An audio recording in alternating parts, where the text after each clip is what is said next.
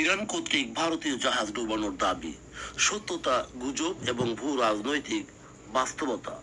বন্ধুগণ, সাম্প্রতিক সময়ে বিভিন্ন সামাজিক যোগাযোগ মাধ্যম এবং কিছু অনানুষ্ঠানিক প্ল্যাটফর্মে দাবি করা হয়েছে যে ইসরায়েলকে সহযোগিতা করার কারণে ইরান সরাসরি ভারতের একটি জাহাজ ডুবিয়ে দিয়েছে।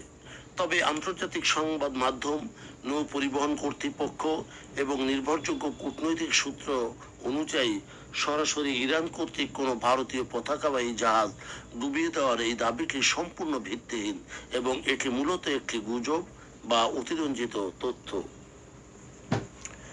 ঘটনার প্রকৃত প্রেক্ষাপট: ইসরায়েল হামাস সংঘাতের জেরে ইরান সমর্থিত ইয়েমেনের হুতি বিদ্রোহীরা লোহিত সাগরে ইসরায়েল সংশ্লিষ্ট বা ইসরায়েলগামী বিভিন্ন বাণিজ্যিক জাহাজে হামলা চালিয়েছে।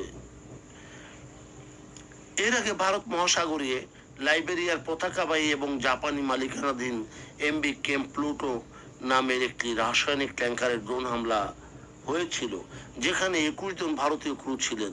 যুক্তরাষ্ট্র দাবি করেছিল ড্রোনটি ইরান থেকে ছোড়া হয়েছে, তবে ইরান তা অস্বীকার করে। এটি কোনো ভারতীয় মালিকানাধীন জাহাজ ছিল না এবং এটি ডুবেও যায়নি। বাণিজ্যিক জাহাজে ড্রোন বা মিসাইল হামলা এবং তাতে ভারতীয় ক্রুদের উপস্থিতির মতো ঘটনাগুলোকে বিকৃত করে ইরান ভারতের জাহাজ ডুবিয়ে দিয়েছে এমন চটকদার শিরোনাম প্রচার করা হচ্ছে। এই ধরনের ভুয়া খবর বা অতিরঞ্জিত প্রতিবেদন মূলত ভূ রাজনৈতিক উত্তেজনাকে পুঁজি করে তৈরি করা হয়।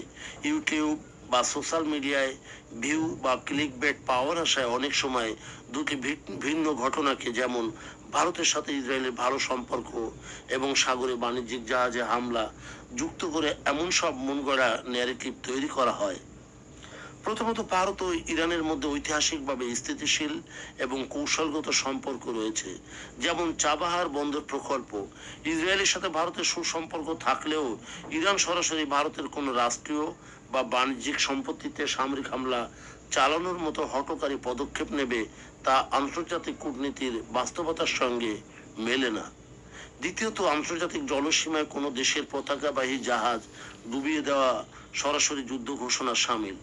এমন কোনো ঘটনা ঘটলে তা বিশ্বজুড়ে তীব্র আলোড়ন সৃষ্টি করত এবং ভারত সরকার আনুষ্ঠানিকভাবে তা প্রতিবাদ করত। মধ্যপ্রাচ্যের বর্তমান জটিল সমীকরণে ভারত অত্যন্ত সতর্কতার সাথে ভারসাম্যপূর্ণ কূটনীতি বজায় রেখে চলেছে। তাই সংবেদনশীল আন্তর্জাতিক বিষয়ে সামাজিক মাধ্যমের চটকদার দাবির উপর নির্ভর না করে মূলধারার এবং নির্ভরযোগ্য তথ্যসূত্রের উপর ভিত্তি করে সংবাদ বিশ্লেষণ করা উচিত। বন্ধুগণ, যদি আমাদের এই তথ্য গল্প আপনার ভালো লাগে তাহলে লাইক এবং শেয়ার দিন, এবং এখন আজ আমাদের সঙ্গে থাকার জন্য ধন্যবাদ। আমাদের ফলো দিন এবং সাবস্ক্রাইব করুন।